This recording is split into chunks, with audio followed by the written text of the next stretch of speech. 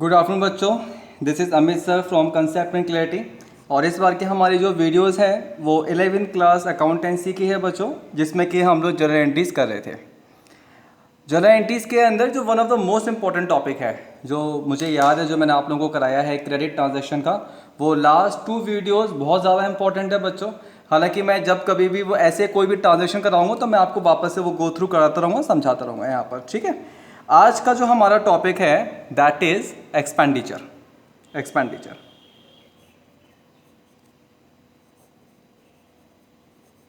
कैसे पता लगता है अकाउंटेंसी के अंदर कि कोई भी चीज़ हमारा एक्सपेंडिचर है बच्चों, कैसे पता लगेगा?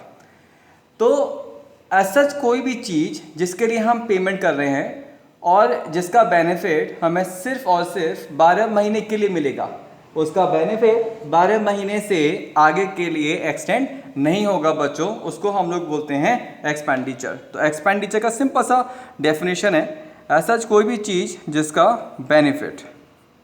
जिसका बेनिफिट जो आपको मिलेगा for not more then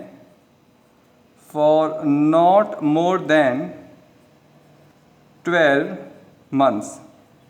as such कोई भी चीज़ जिसका फ़ायदा आपको 12 महीने से ज़्यादा टाइम के लिए नहीं मिलेगा, उसको हम लोग बुलाते हैं एक्सपेंडिचर। एक बेसिक डिफरेंस है किसके अंदर बच्चों? तो बच्चों जो डिफरेंस है हमारे पास यहाँ पर असेट्स में और एक्सपेंडिचर में, वो सिर्फ और सिर्फ एक ही चीज़ का डिफरेंस है और वो बेनिफिट का। असेट्स के अंदर जो बेनिफिट्स मिलते हैं that is more than 12 months, और जो एक्सपेंडिचर के अंदर बेनिफिट्स मिलते हैं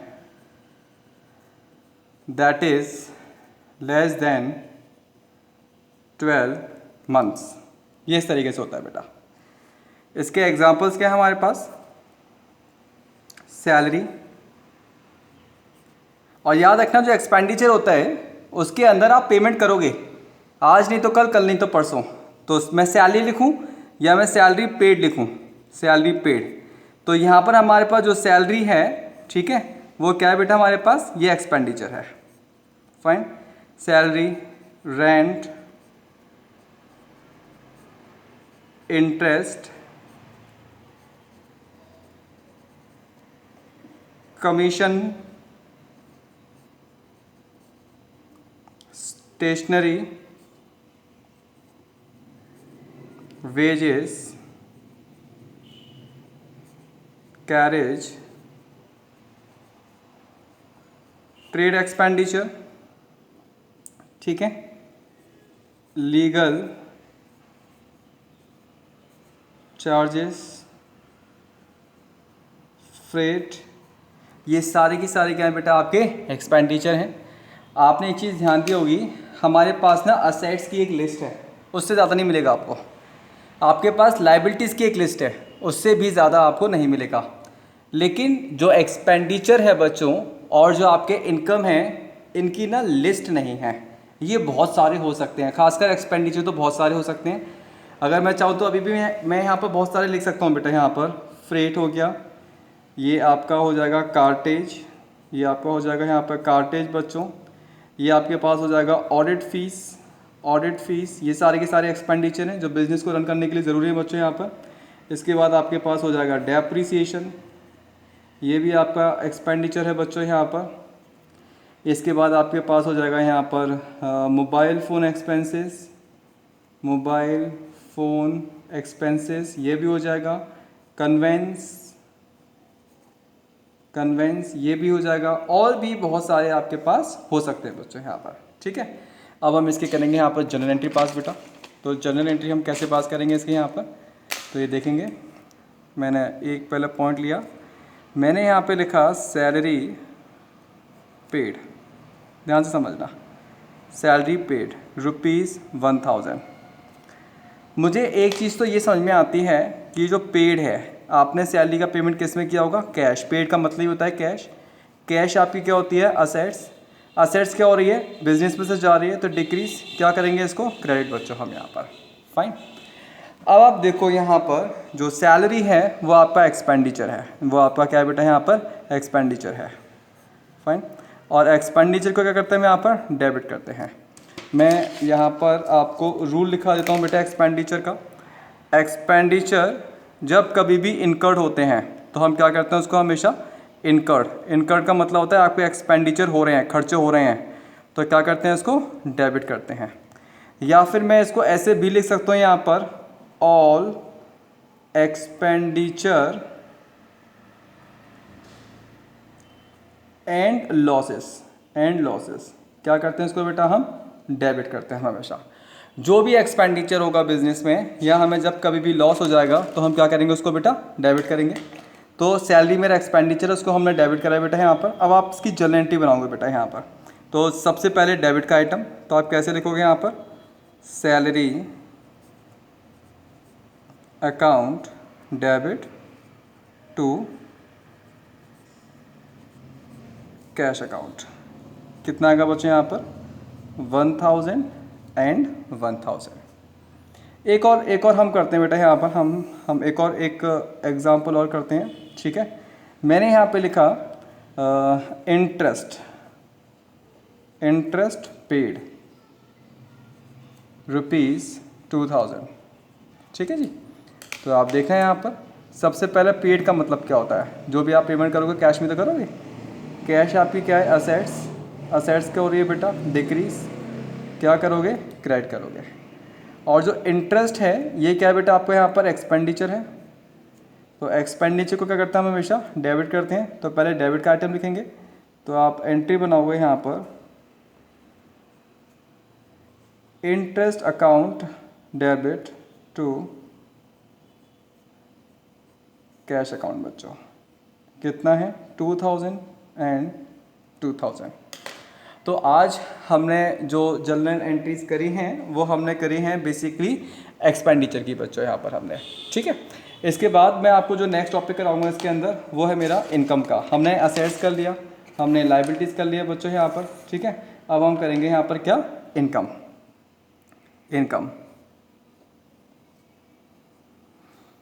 इनकम का मतलब क्या होता है? इनकम का मतलब होता है बच्चों, मैंने कुछ एफर्ट्स लगाए हैं, मैंने मेहनत करी है, उस मेहनत के बदले में ना मुझे पैसा मिलेगा। तो आप एक चीज़ हमेशा याद रखना, अकाउंटेंसी के अंदर हर एक ट्रांजैक्शन का डबल इफेक्ट होता है। मैंने आपसे क्या बोला यहाँ पर कि मैंने मेहनत करी है और उस मेहनत के बदले में मुझे पैसा मिलेगा। तो दो चीज़ें हैं यहाँ पर, एक तो मुझे पैसा मिलेगा, ये एक चीज़ है, और ये पैसा मुझे मिल क्यों रहा है बेटा? क्योंकि मैं पैसा उधार नहीं ले रहा हूँ, मैंने यहाँ पर मेहनत करी है, उस मेहनत के बदले में मुझे पैसा मिल रहा है बेटा यहाँ पर। आगे समझ में? तो मैं इसको ऐसे लिखूँगा, मेरी मेहनत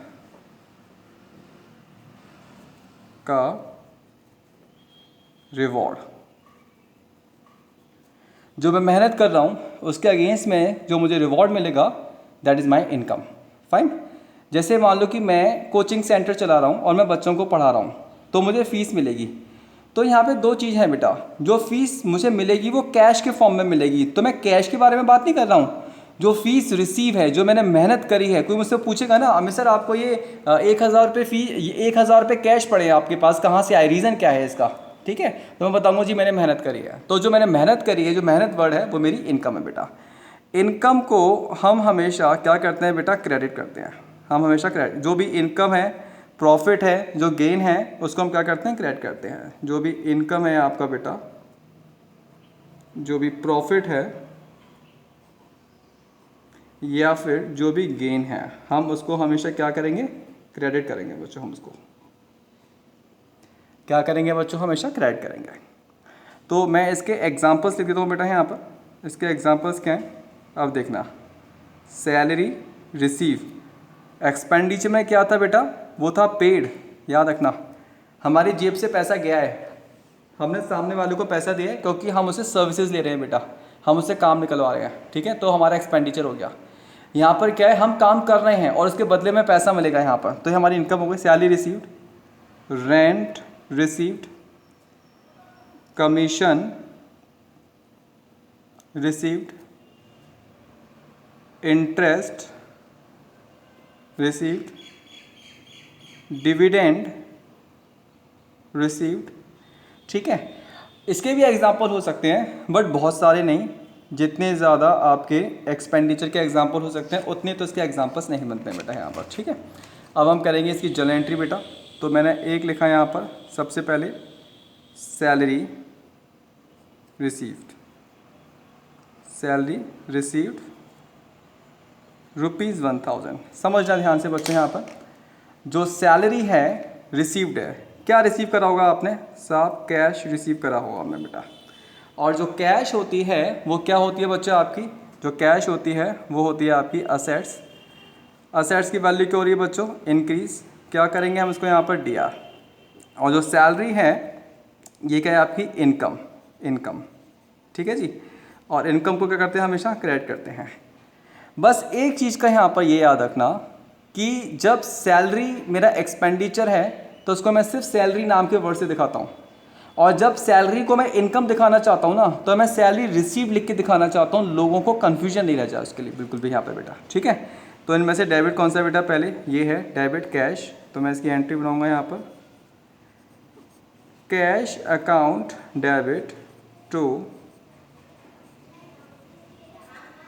सैलरी रिसीव्ड अकाउंट बच्चों, यहाँ पर कितना 1000 एंड 1000।